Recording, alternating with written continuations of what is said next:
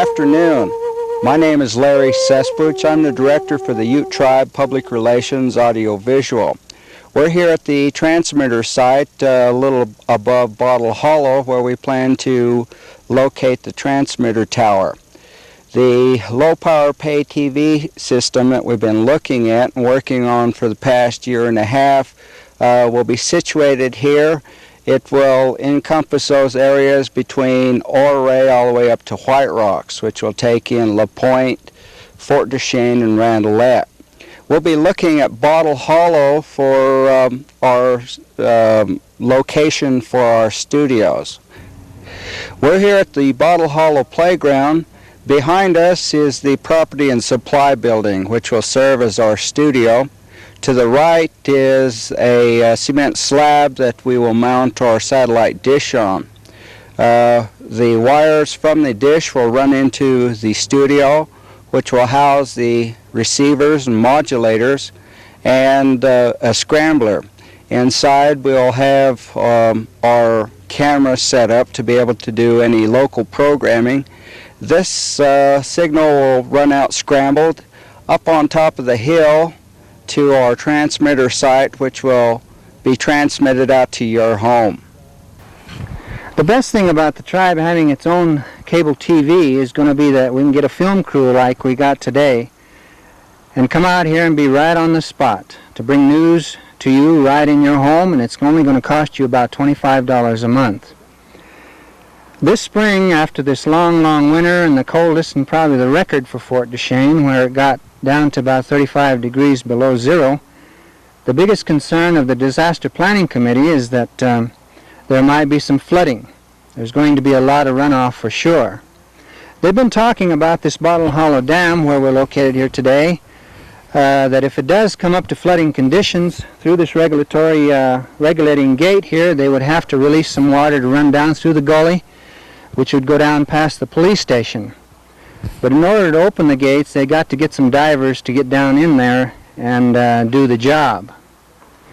For instance, the tribal audiovisual has already shot some of the flooding conditions from last year, and they've gone down to the new vocational project, and they've shot that on its opening and its class is beginning. And some of the other things that we can do later are the general council meetings, special meetings, and some of the sports, and a lot of the cultural events. Today we're here with J.D. Smith. J.D. has just been appointed the director of the new vocational center here in Fort Duchesne. And first off, J.D., what does J.D. stand for?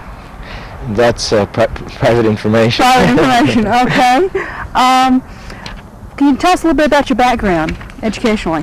Yes, I graduated from BYU in '68. I lived for 10 years and taught in El Segundo Unified School District, where I taught vocational education, career education, also adult ed. Moved to UNA Basin in '76 and was the vice principal at UNA High School and was there for a year.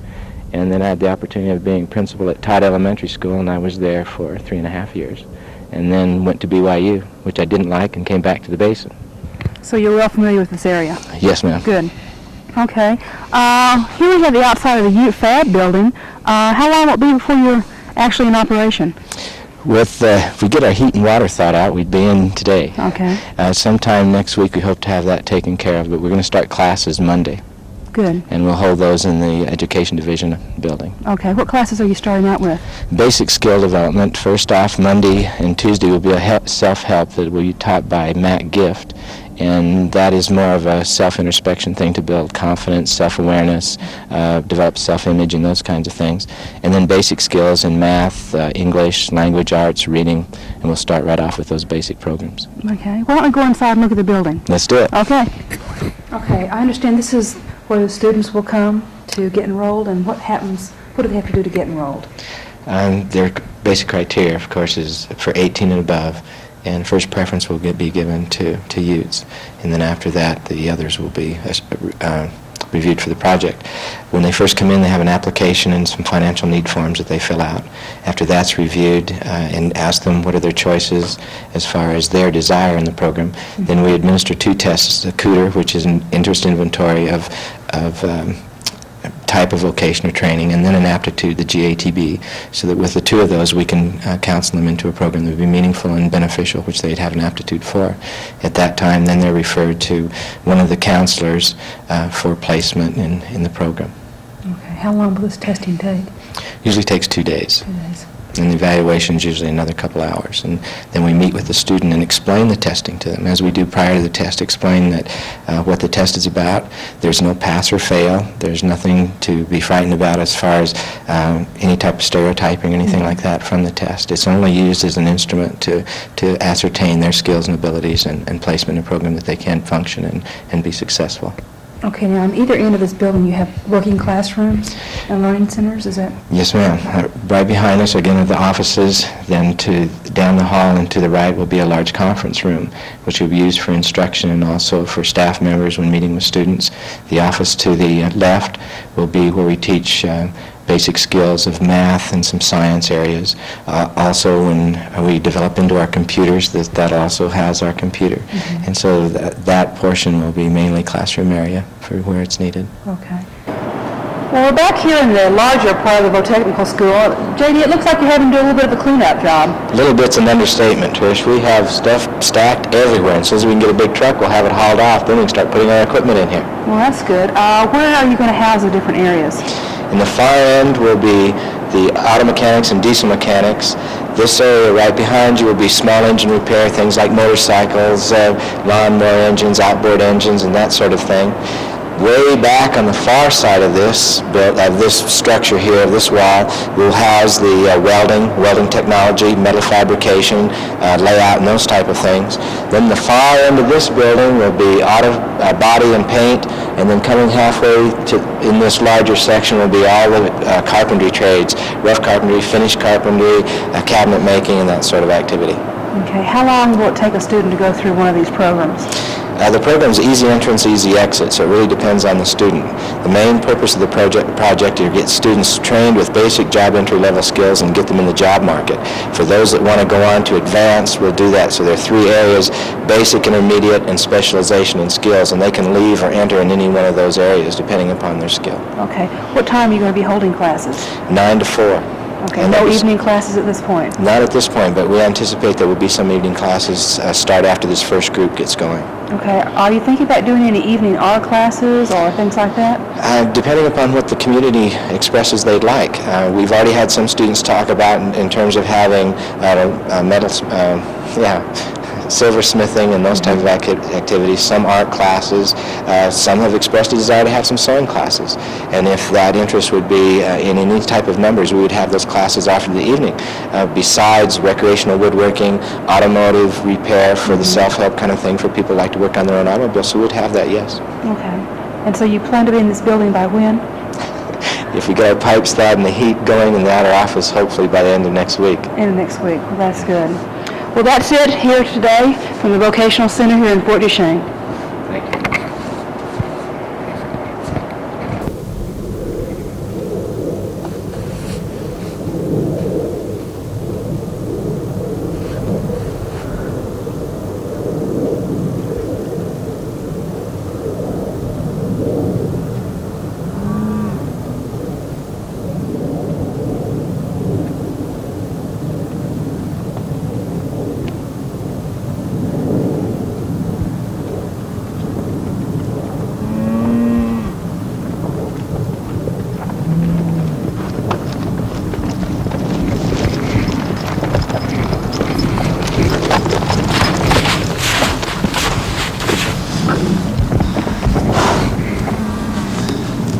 My name is Gary Klugap, Sr. I'm the cattle enterprise manager for the Ute Tribe. And this herd that we got is, this year we got all Herefords. And we had, previously we had some Beefmaster bulls, and we switched them over and went straight Herefords, so that's what we got here. We have approximately 57 head here now. Then we got about 30 head that we pulled off into our feedlots. And the total herd that we got is just a little over 1,600 brood cows. along with the bulls, and we have some short calves, approximately 80 head down to the feedlot that we'll be selling this spring. This ranch is what is known as a Clyde Ranch, and we have approximately 460 acres here that we winter our bulls out, and each spring we ship them out from here into our different units that we got. And the 3 new units that we're running this year is Strawberry, Lake Fork, and Rock Creek. And we should be calving out the herd that we got starting first another 2 weeks. We're a little late this year because we didn't get our bulls out of here, kind of the weather, so this year's been really rough on the cows, so we're pretty lucky up to now where it's getting a little warm, and the calves will, when they're born, they'll survive much better than the cold weather.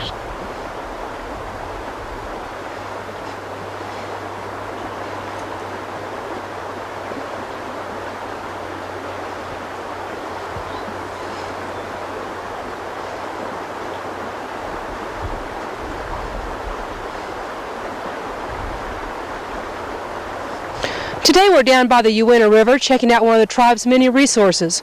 Water will continue to be a valuable resource to the tribe as industry moves into the Uinta Basin. We'll also be showing you some clips from the oil and gas development down in Ouray, and then we'll be showing you some clips of the Hill Creek tour, which took place last August of '83. We'll be showing you the landscape of Hill Creek as well as some of the livestock that's seen down in that area. The reservation is rich in natural and mineral resources. The 1.7 million acre reservation lies in 4 counties, Duchesne, Grand, Uinta, and Wasatch in northeastern Utah. Oil and gas development and production began in the Uinta Basin in 1948. Related land and royalty payments from oil and gas production amounts to more than 90% of the tribe's income. Development of new fields within the Uinta and Ouray Reservation is essential to supplement the declining revenues of the existing gas and oil production. Because of the enormous mineral wealth, the Ute tribe established an Energy and Minerals Department to manage and monitor the development of this resource.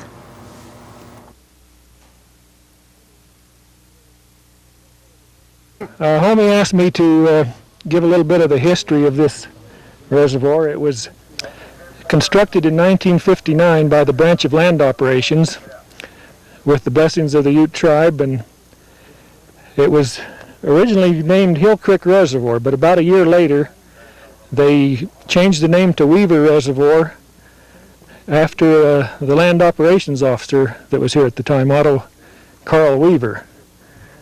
The dam length is 950 feet long. The water depth is 30 feet.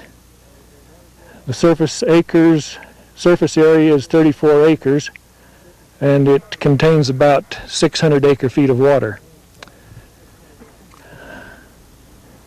It's been a real popular fishing hole, and that was the main purpose that it was constructed, is for recreation. Many years ago, the tribal council, they wanted to keep this area as a wilderness area, just from here on to the southern border of the reservation.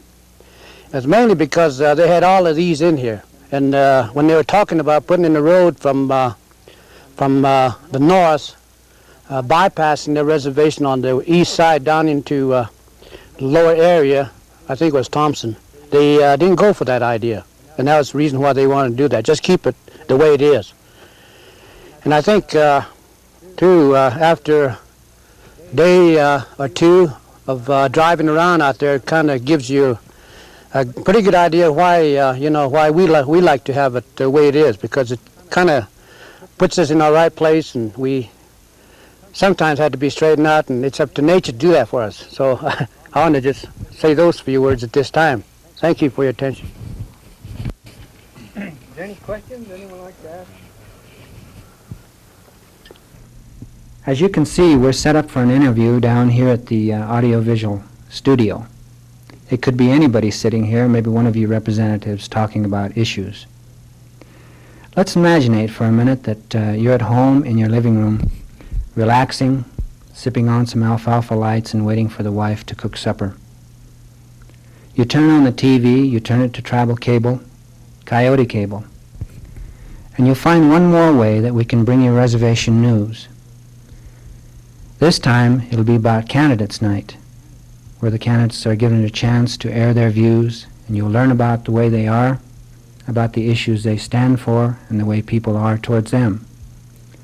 But then let's switch to the videotape of about 3 years ago and listen to one particular candidate who gave a talk that night.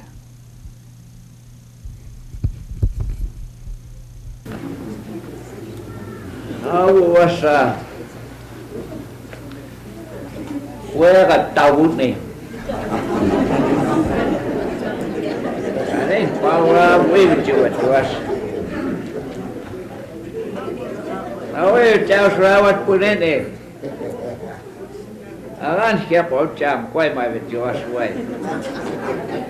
Usura pana kawan tawai vết chu. Kuat tak kota lewi. Dia lalu panen semai ni.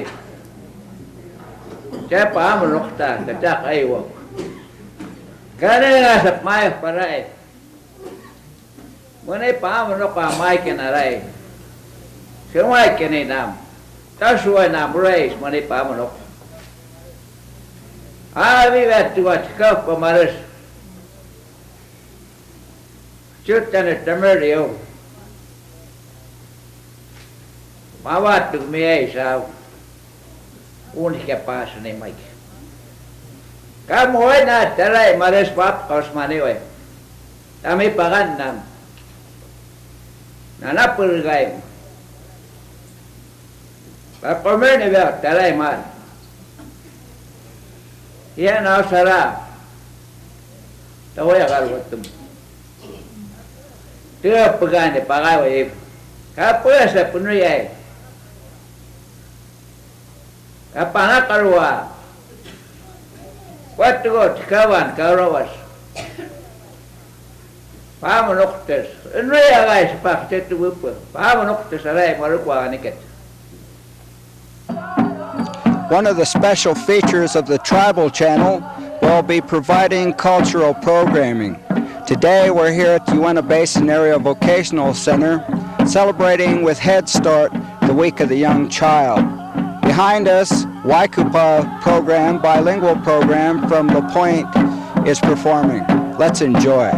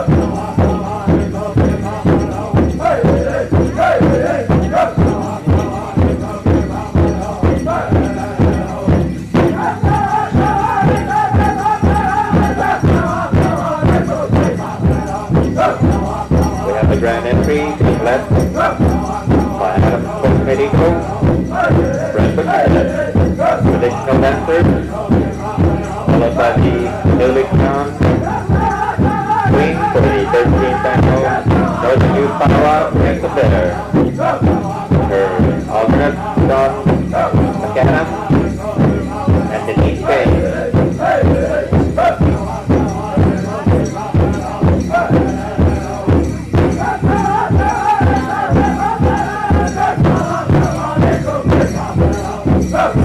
Followed by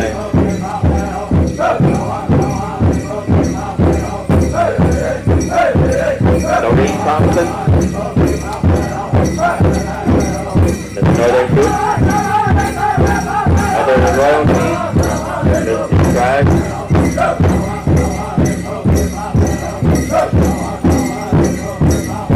followed by the men's traditional dancers, both northern and southern.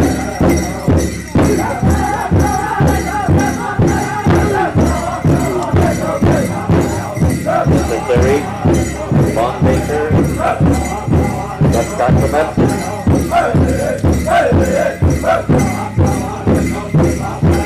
and many more fine traditional dancers known throughout Indian country.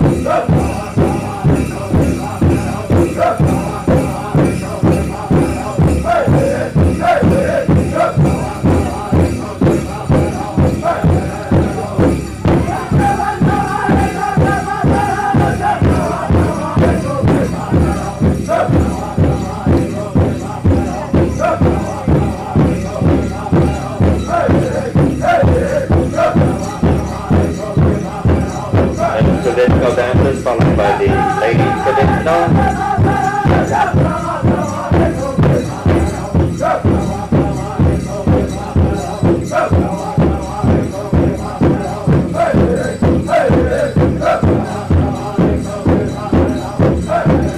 Traditional lady dancers from throughout Indian country. Fine examples of their fine beadwork.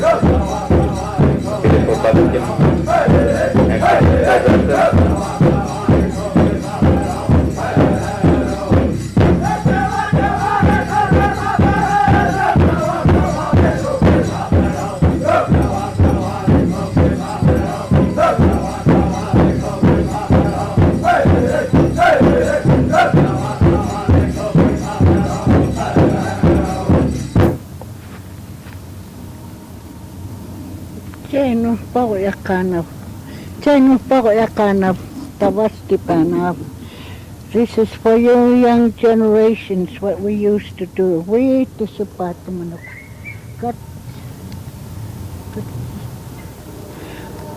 Money around with me, one. Open it up where it needs to be. Where it's thick, you have to kind of open some more up.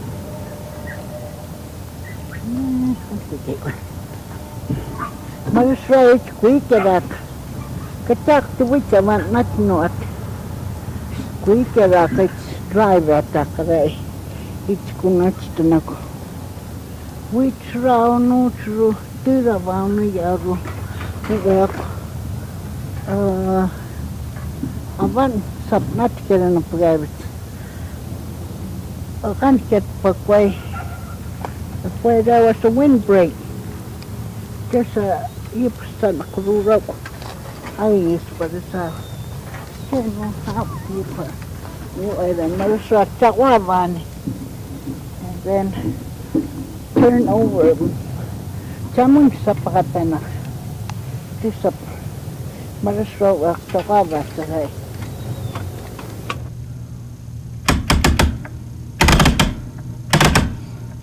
my, there's just nothing on about Indians these days. And you know what? If we had this tribal channel, there'd be Indian programming every day. Not just this tribe, but other tribes. Powwows, rodeos, you name it. And on top of that, we'd have cable also. Showtime, HBO, sports, you name it. Just like this little clip from I'd Rather Be Powwowing.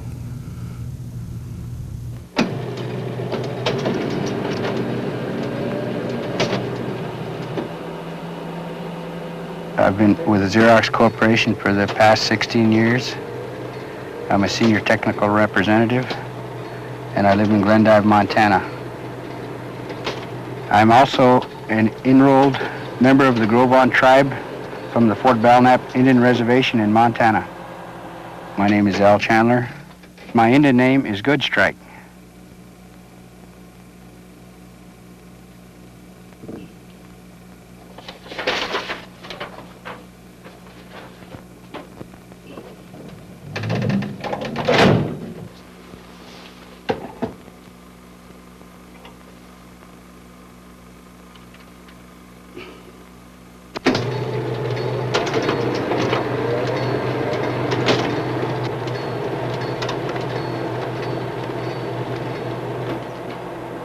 My grandfather, when I was growing up, told me to get educated, go to school, and make a good living.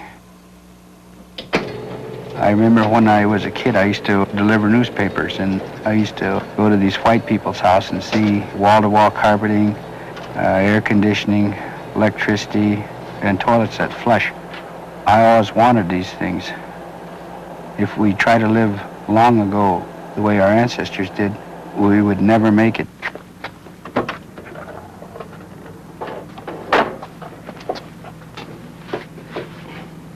Here, hold this one. You think we got everything? Yeah.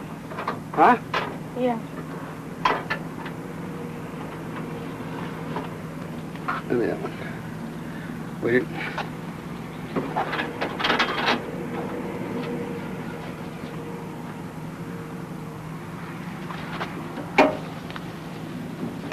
You think that's it? Yeah. Well, let's go. Jump in.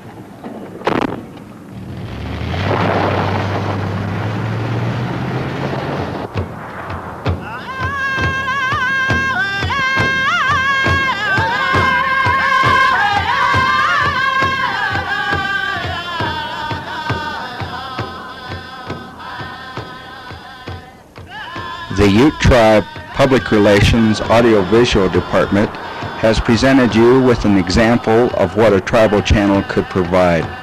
The rest is up to you. If you are interested, please fill out our survey. Te